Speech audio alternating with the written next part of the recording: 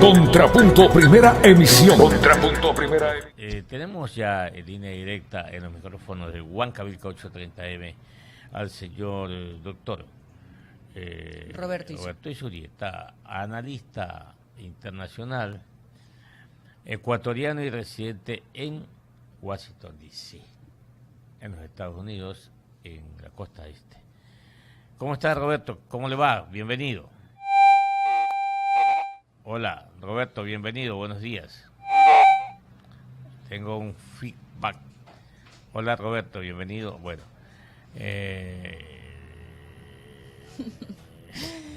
hasta que se restablezca la señal. Ahí vamos. Roberto, buenos días.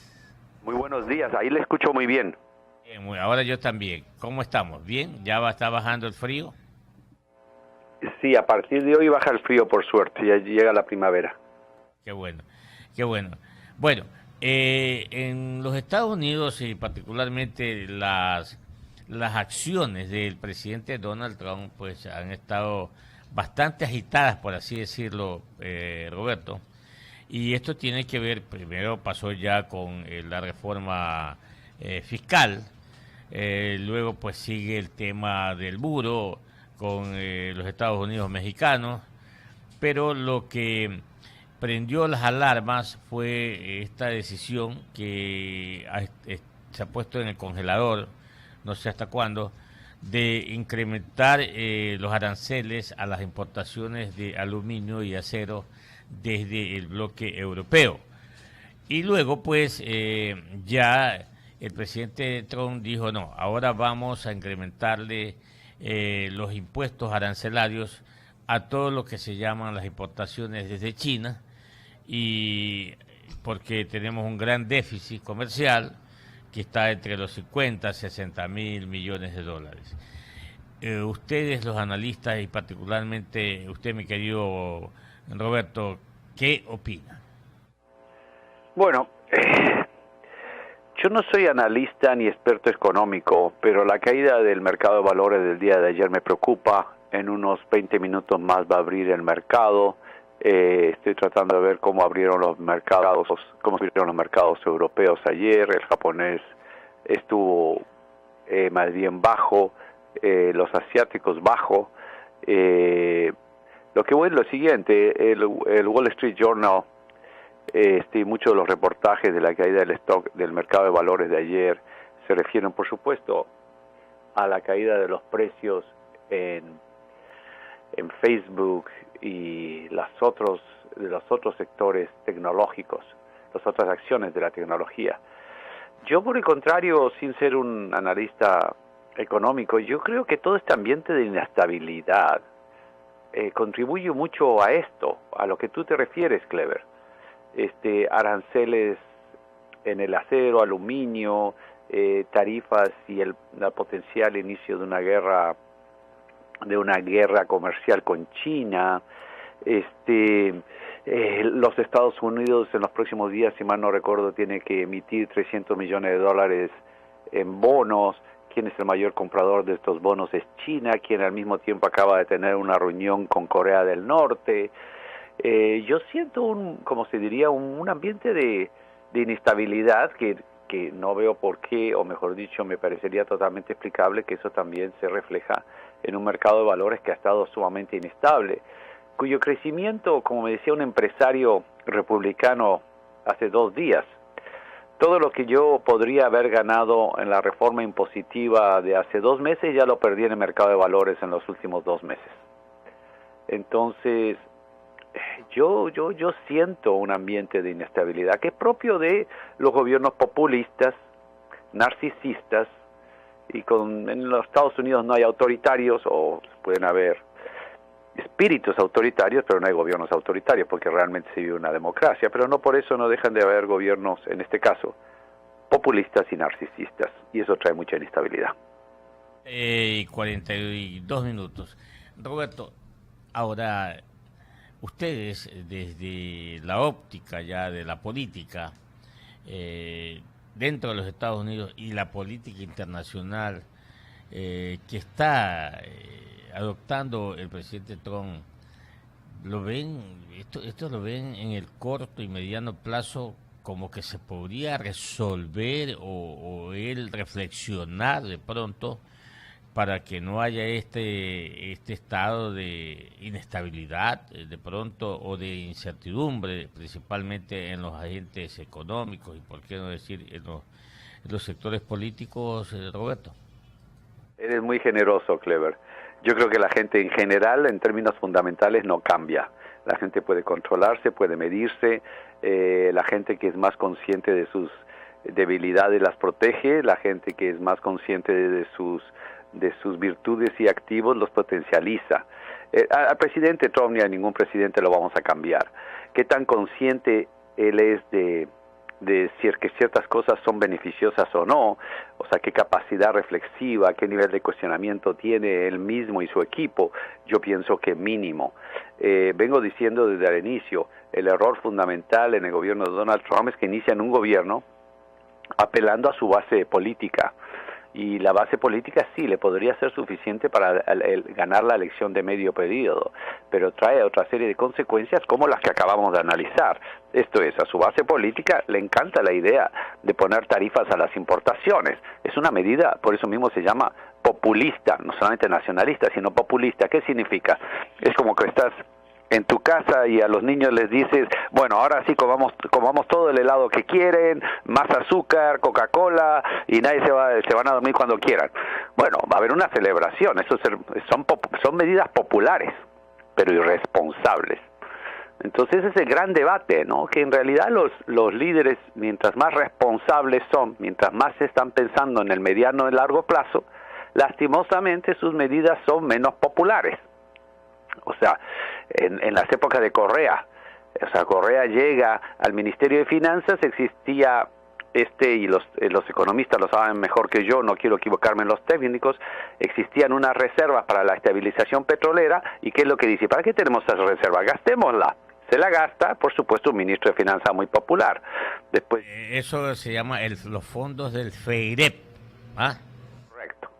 Se los gastó, no me acuerdo cuántos millones había ahí, se los gastó de ministro de Finanzas, los repartió, pues una pre-campaña presidencial estupenda, con plata del Estado.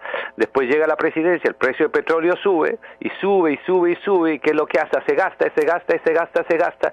Cuando ya gasta más aún de lo que tiene, el precio del petróleo baja un poco, ¿y qué es lo que dice? Me endeudo, y después ¿quién tiene que pagar la factura? El próximo gobierno, nosotros.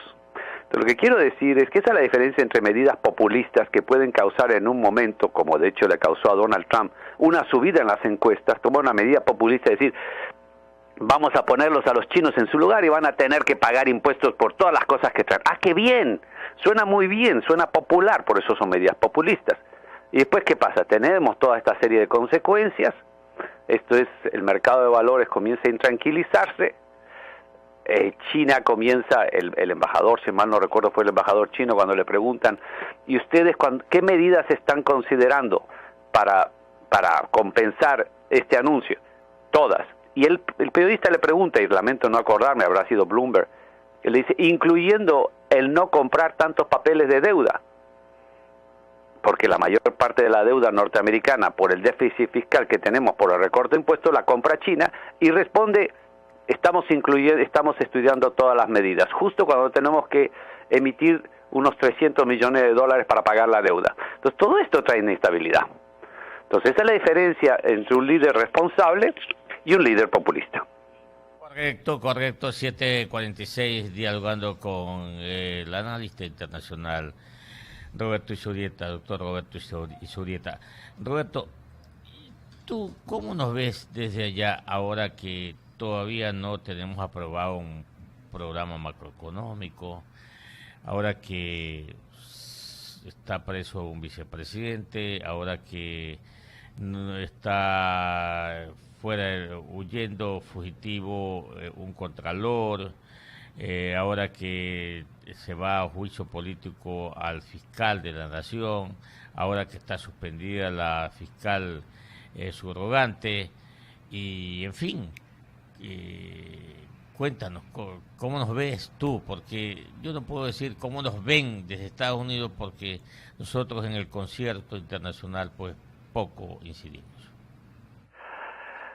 Yo puedo decir cómo lo veo yo, y soy una persona que tiene su perspectiva, y lo hemos conversado algunas veces. Yo sí pienso que se dio durante los años de Correa una corrupción sistematizada, en donde la tolerancia o la promoción de la corrupción fue de los niveles de los que estamos viendo, y eso que estoy seguro que todavía no vemos todo.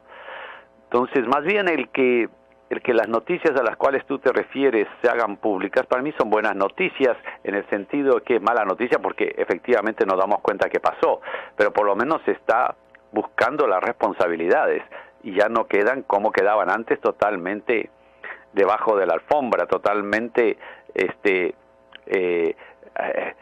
ocultadas. Entonces eso me parece bien. Es triste porque confirma algo que temíamos y es muy grave. Entonces pues que se haga justicia, y aparte el país, los funcionarios públicos tienen que saber que si cometen alguna infracción, algún delito, pues no va a quedar impune. Eso es esencial. Ahora, económicamente, lastimosamente, nosotros venimos de una gran fiesta económica de 10 años con Correa, donde había un despilfarro irresponsable, donde se dieron estos actos de corrupción a los cuales tú haces mención y que el público los conoce, y después nos endeudamos. Y efectivamente desde ahí, cuando el país más o menos ya se da cuenta la situación en la que estamos, se da básicamente un proceso recesivo del cual no hemos salido todavía, pero en mi opinión la única manera de salir es incrementando la actividad privada, porque el Estado ya no puede incrementar su actividad, el Estado no puede básicamente contratar más empleados. Entonces, ¿quiénes van a contratar los empleados? ¿Quiénes van a ofrecer los empleos que el pueblo está demandando después de 2 años y quizás también de un proceso de recesión o de detenimiento del crecimiento de la economía que no satisface ni siquiera el crecimiento poblacional? El sector privado. Y para eso se necesita enviar claras señales y se necesita tener un programa económico que dé ciertas garantías para que esa inversión y esa creación de empleos se dé. Entonces estamos todavía a la espera de eso, y lo que yo sostenía es que después del claro resultado electoral, el presidente tenía solamente días para responder con la misma claridad de ese resultado hacia dónde va el país. Siento que estamos atrasados en eso. Cada día que se pierde es un día de oportunidad menos, y eso es lo que estamos viviendo. 7:50. Roberto, mi compañera Pati Ruiz tiene inquietudes para ti. Gracias, economista. Buenos días. Roberto, ¿cómo le va? El presidente Trump, obviamente, cuando anunció este tema de las medidas de aumentar los aranceles al aluminio y al acero, había mencionado que es un tema de seguridad nacional. En realidad, me llamó un poco la atención del término que utilizó para poder hacer tomar estas medidas. Por otro lado, también países como China también y la Unión Europea han mencionado que tomarán retaliaciones en cuanto a estas medidas. Por ejemplo, el ciudadano estadounidense seguramente comenzará a tener productos más costosos. ¿Cuál es su observación con respecto a estas inquietudes? El presidente Trump utiliza la expresión a la cual tú te refieres, Patricia, de razones de seguridad, porque eso hay un artículo, no me acuerdo en qué ley, que le permite que si que es una cuestión de seguridad, lo puede hacer el presidente. Caso contrario, tiene que pasar por el Congreso. Entonces, para evitar esto y este debate, que es un proceso mucho más complicado, recordemos que los republicanos, más bien, por decirlo así, tradicionales, no están de acuerdo en una guerra comercial y no creen en el proteccionismo y creen más bien en la globalización. Y los demócratas también están divididos. Entonces, para no pasar por eso, utiliza este argumento, lo que nosotros llamamos una leguleyada. Pero el hecho está que una guerra comienza ya con el anuncio.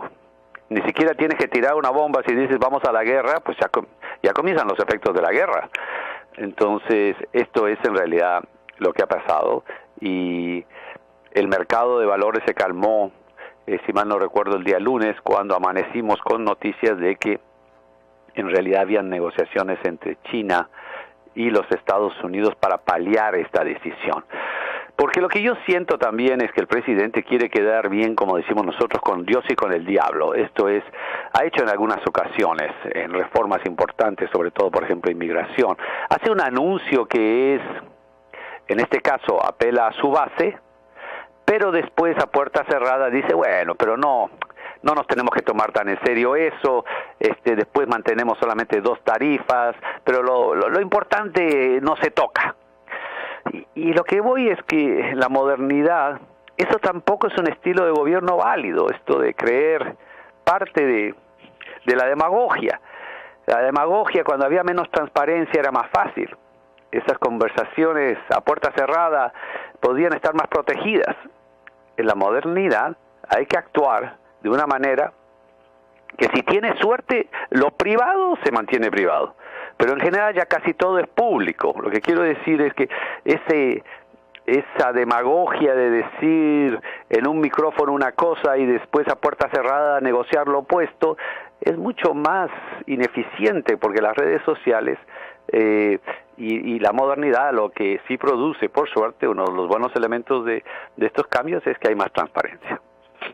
Y hablando también de esas transparencias, esta subida de aranceles, era probable que Estados Unidos salga del Tratado de Libre de Comercio de América del Norte. ¿Está en pie, sigue en marcha, o es algo que nomás se había mencionado con respecto a este tema? Están en conversaciones.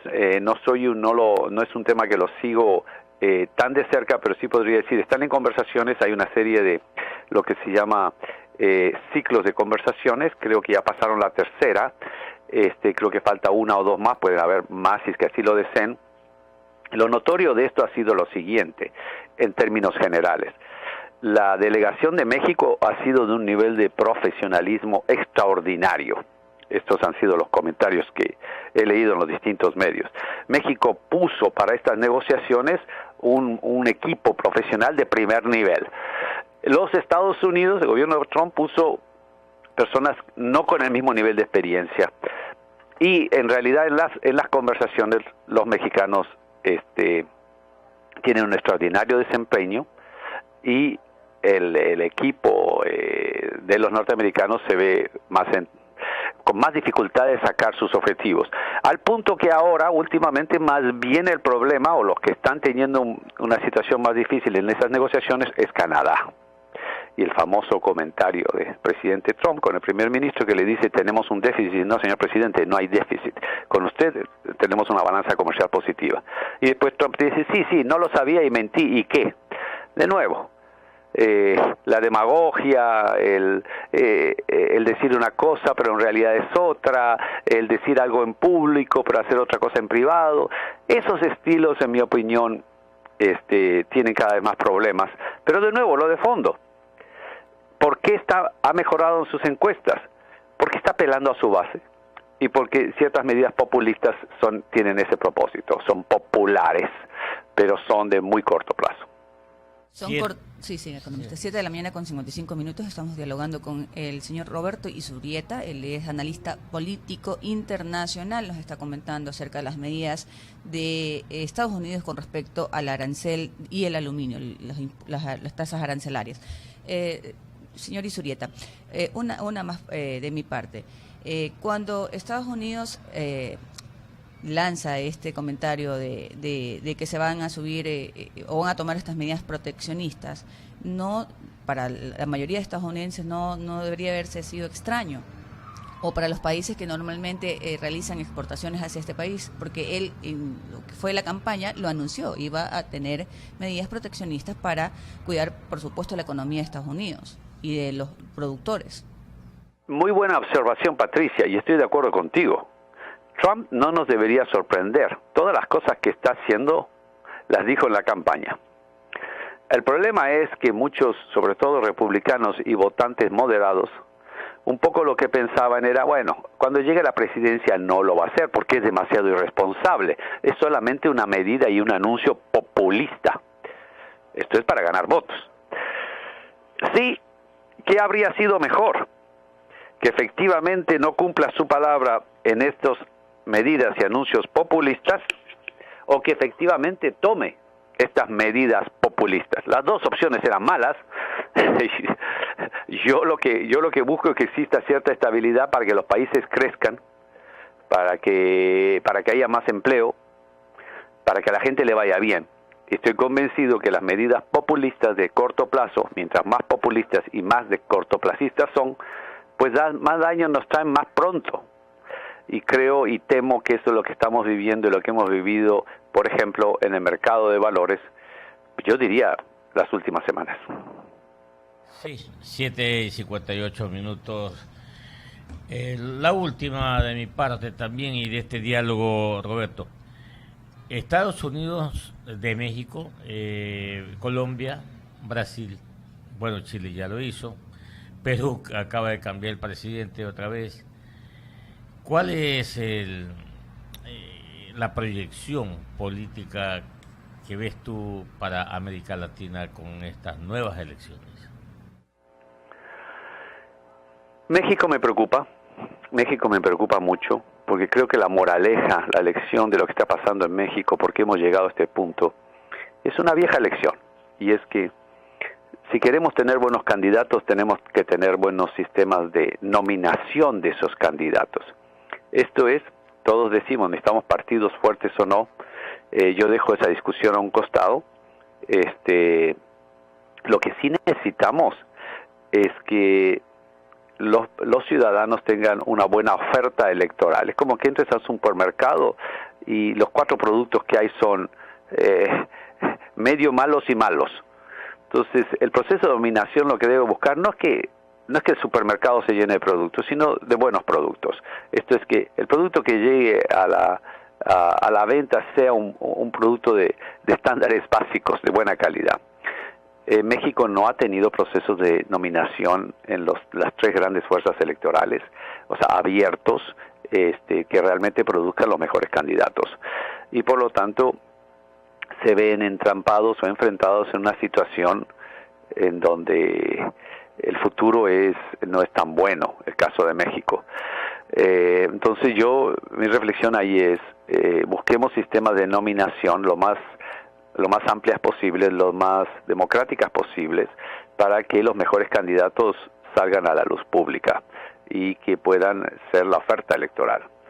El Perú estamos viviendo la situación que hemos visto.